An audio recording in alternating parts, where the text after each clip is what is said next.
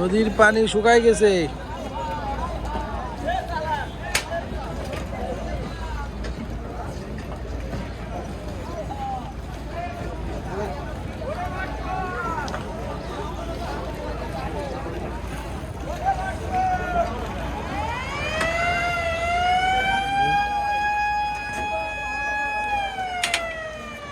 শুক্রবারে তো যাত্রী বেশি থাকবে, তাহলে এত নৌকার চাপ কেন?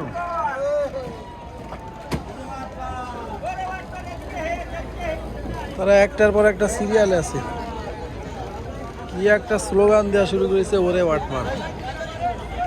প্রায় 5-7 হাত পানি কমে গেছে।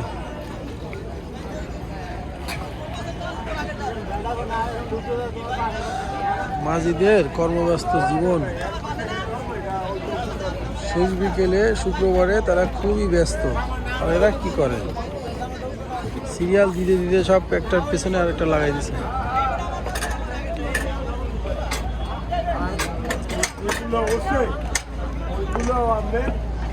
নৌকার পরিমাণ এত বেশি, সেই তুলনায় যাত্রী নাই।